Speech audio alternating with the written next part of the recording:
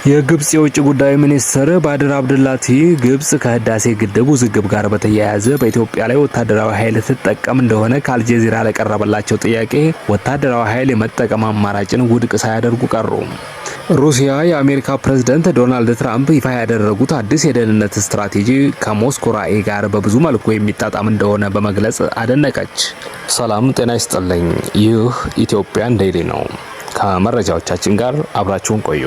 የግብጽ የውጭ ጉዳይ ሚኒስትር ባድር አብደላቲ ግብጽ ከህዳሴ ግድብ ውዝግብ ጋር በተያያዘ በኢትዮጵያ ላይ ወታደራዊ ኃይል ትጠቀም እንደሆነ ከአልጀዚራ ለቀረበላቸው ጥያቄ ወታደራዊ ኃይል የመጠቀም አማራጭን ውድቅ ሳያደርጉ ቀሩ። አብደላቲ የተመድ ቻርተር ጉዳት የደረሰበት ሀገር ራሱን የመከላከል መብት እንዳለው ደንግጓል ሲሉ በደፈናው ምላሽ ሰጥተዋል። አብደላቲ አስቀድሞ የማሳወቅና ጉዳት ያለማድረስ መርሆችን ጨምሮ የዓለም አቀፍ ህግጋትን በመጻረር በተናጠል ውሳኔ ለተገነባ ግድብ ህዳሴ የሚል እድገትን ወይም ቅቡልነትን የሚያመለክት ስያሜ ግብጽ ልትቀበለው አትችልም ብለዋል። በ13 ዓመታት የግድቡ የሶስትዮሽ ድርድር ሂደት ኢትዮጵያ ፈቃደኝነት አሳይታ አታውቅም ያሉት አብደላቲ አሁን ደግሞ ለድርድር ዝግጁ እንደሆነች ሐሰተኛ አቋም እያራመደች ትገኛለች በማለት ከሰዋል። በግብጽ የውሃ ደህንነት ውስጥ ጣልቃ መግባት የህልውና ስጋት ነው በማለት አብደላቲ ያስጠነቀቁ ሲሆን ግብጽ የህዝቧን ዕጣ ፈንታ ለአንድ ሀገር የተናጠል ውሳኔ ወይም በቃል ደረጃ ለተገባ ቃል ኪዳን እንደማትሸጠውም ገልጸዋል። ሩሲያ የአሜሪካ ፕሬዝዳንት ዶናልድ ትራምፕ ይፋ ያደረጉት አዲስ የደህንነት ስትራቴጂ ከሞስኮ ራዕይ ጋር በብዙ መልኩ የሚጣጣም እንደሆነ በመግለጽ አደነቀች።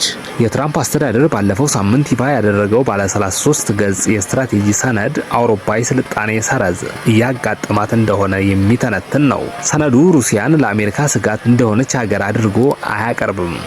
ስትራቴጂው ቅድሚያ የሚሰጣቸው ጉዳዮች እንደሆኑ ከዘረዘራቸው ነጥቦች መካከል የውጭ ተጽዕኖ መዋጋት፣ በስፋት የሚደረግ ስደትን ማስቆም እንዲሁም በአውሮፓ ህብረት ውስጥ አለ የተባለውን ሳንሱር መቃወም የሚሉት ይገኙበታል። በርካታ የአውሮፓ ህብረት ባለስልጣናትና ተንታኞች ሰነዱ ሀሳብን በነጻነት የመግለጽ ጉዳይ ላይ ትኩረት ያደረገበት ምክንያት ላይ ጥያቄ በማንሳት ትችታቸውን አስቀምጠዋል። ስትራቴጂው ላይ የሰፈረውን የቃላት ምርጫና አገላለጽ የሩሲያ መንግስት ከሚጠቀመው ጋር አመሳስለውታል። የክሬምሊን ቃል አቀባይ ዲሚትሪ ፔስኮቭ በሩሲያ መንግስት የዜና ወኪል በሆነው ታስ ላይ በወጣው ቃለ መጠይቅ እየተመለከትነው ያለነው ማስተካከያ በብዙ መልኩ ከኛ ራዕይ ጋር የሚጣጣም ነው ሲሉ ሰነዱን አድንቀዋል። ይህንን በጎ እርምጃ እናጤነዋለን ያሉት ቃል አቀባዩ ሞስኮ ጠንካራ ድምዳሜ ላይ ከመድረሷ በፊት ሰነዱን መተንተኗን እንደምትቀጥል ገልጸዋል። የትራምፕ አስተዳደር አዲስ ስትራቴጂ ሩሲያን በተመለከተ ለስለስ ያሉ ቃላትን ተጠቅሞ ተስተውሏል። የዩክሬን ጦርነት ለመቋጨት ጥረት እያደረጉ ያሉት የአውሮፓ ህብረት ባለስልጣናት ሰነዱ በሩሲያ ላይ የተለሳለሰ መሆኑ ዋሽንግተን ሞስኮ ላይ የተዳከመ አቋም ልትይዝ ትችላለች የሚል ስጋት ጭሮባቸዋል። ስትራቴጂው አሜሪካ ጦርነቱን ለመቋጨት የምታደርገውን ጥረት በአውሮፓ ህብረት እንደተደናቀፈ በመጥቀስ ይወቅሳል።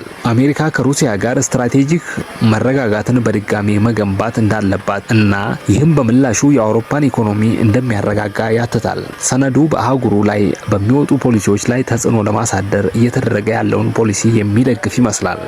የአሜሪካ ፖሊሲ ከአውሮፓና አውሮፓውያን ሀገራት ጋር እየተከተለች ያለውን አሁናዊ አካሄድ መቃወም ቅድሚያ ሊሰጠው የሚገባ ጉዳይ መሆኑን ያስረዳል። ምዕራባዊ ማንነት እንዲመለስ ጥሪውን የሚያቀርበው አዲሱ ስትራቴጂ በ20 ዓመት ወይም ባነሰ ጊዜ ውስጥ አውሮፓን መለየት የሚቻልበት ደረጃ ላይ እንደሚደርስ ያስጠነቅቃል። የአውሮፓ ስልጣኔ ላይ የተጋረጠው የመጥፋት አደጋ የኢኮኖሚያዊ ጉዳዮች ካስከተሉት ችግር ይልቅ እውነተኛና ይበልጥ ግልጽ ሆኖ እንደሚታይም ያብራራል። አንዳንድ የአውሮፓ ሀገራት አስተማማኝ አጋር ሆነው ለመቆየት የሚያስችል ጠንካራ ኢኮኖሚና ወታደራዊ አቅም ያላቸው መሆን አለመሆናቸው ግልጽ አይደለም ብሏል። ሰነዱ ባልተጠበቀ ሁኔታ አረበኛ የአውሮፓ ፓርቲዎች የሚያሳድሩትን ተጽዕኖ አድንቆ አቅርቧል። አሜሪካ በአውሮፓ የሚገኙ የፖለቲካ አጋሮቿ የሚያቀነቅኑትን ይህንን የመንፈስ መነቃቃት ታበረታታለች ሲል ለብሔርተኛ ፖለቲከኞች አጋርነቱን አሳይቷል።